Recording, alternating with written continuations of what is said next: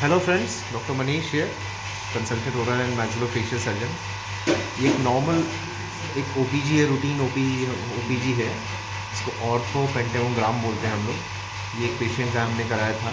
और ध्यान दीजिएगा तो यहाँ जो है ये एक दांत की जड़ दिखेगी, रूट दिखेगी, ठीक है। और कोई बहुत अनयूजुअल अपेयरेंस नहीं है। एक और चीज़ ध्यान दीजिएगा तो ये जो सबसे लास्ट वाला दांत है, इसमें हल्का सा ब्लैकनेस दिखेगा, जिसको हम लोग टेक्निकल लैंग्वेज में रेडियो ल्यूसेंसी बोलते हैं। ये नॉर्मली आपको इस तरह का ओपीजी बहुत देखने को मिलेगा, but see the case.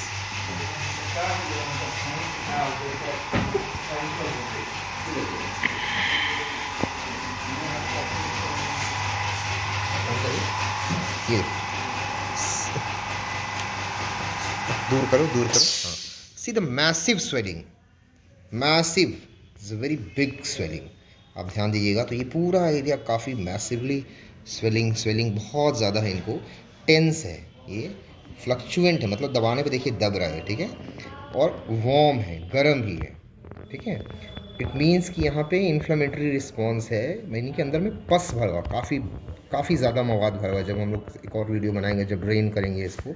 Second thing, कई बार क्या होता है कि ये मुंह नहीं, देखिए मुंह इनका फिर भी अभी तो खुलने लगा, दवा दिया तो बिल्कुल नहीं खुल रहा था। कई बार क्या होता है, ये इसको हम लोग technically language buccal space infection बोलते हैं। एक तरह का एक्चुअली जहाँ पे मांसपेशियाँ बहुत सारी शरीर में होती हैं, तो आपस में ये चिपकी रहती हैं, ठीक है। तो लेकिन जहाँ से ये स्लाइड करती हैं, चिपकी रहती हैं, उसमें अगर कहीं से इन्फेक्शन हो जाए तो ये स्पेस क्रिएट हो जाता है। That is called potential space create हो जाना, ये इन्फेक्शन की वजह से हो जाता है। ये तो खैर कई नॉर्मल है। कई बार क्या होता है, एक खास तरह की बीमारी होती है जिसको हम लोग बोलते हैं लुडविंग एंजाइना। उसमें क्या होता है कि ये जो जबड़े के नीचे वाला एरिया होता है, यहाँ मैसिव काफ़ी बड़ी स्वेलिंग हो जाती है। और हमारा जो इसको ये जो नेक वाला रीजन है ना, यहाँ पे एक सांस की नली होती है, उसको मतलब उसको हम लोग ट्रैकिया बोलते हैं। कई बार वो कंप्रेस हो जाती है, पेशेंट सांस भी नहीं ले पाता। उनकी जो टंग मूवमेंट है, जो जीभ की मूवमेंट है, वो बिल्कुल रिस्ट्रिक्टेड हो जाती है, मुंह नहीं खुल पाता है। तो ये एक इमरजेंसी कंडीशन होती है। और ये क्यों होता है? एक डेंटल कॉज की वजह से होता है मोस्टली। मैंने बहुत सारे केसेस देखे हैं, आईसीयू में जाके भी देखे हैं, कि अब उसको ड्रेन कर दिया बाहर से उसको पस को निकाल दिया, बट उससे कुछ प्रॉब्लम सॉल्व होने वाला नहीं है। उसको 10 दिन 20 दिन आईसीयू में रखा, that is not required. Basically इसको ड्रेन करके जो दांत है ऑफेंडिंग, वो दांत निकालना बहुत ज़रूरी है।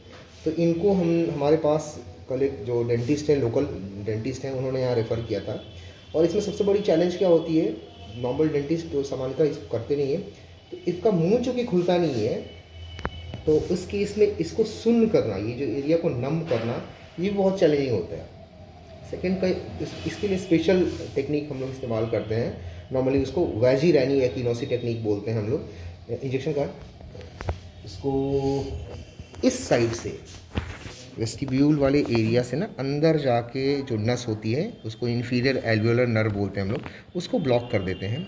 कई बार थोड़ा मुंह खोलने में दिक्कत होती है, टेंस होती है, तो हम लोग ऑरिकुलर टेम्पोरल नर्व जो कान के आगे साइड में होती है, उसको भी ब्लॉक कर देते हैं, ताकि थोड़ा पेन, अगर लोकल एनेस्थीसिया में करते हैं तो।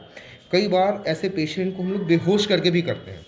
वो थोड़ा सर्जरी जो है वो, देखो बेहोशी करने का थोड़ा बहुत अपना एक लिटिल बिट जो है वो ड्रॉबैक भी है, क्योंकि बहुत सारे उसके अपने कॉम्प्लिकेशंस होते हैं। लेकिन क्या एक इजी पार्ट क्या है कि उसमें पेशेंट बिल्कुल कंफर्टेबल रहता है, आप जैसे चाहे मैनिपुलेट कर सकते हैं।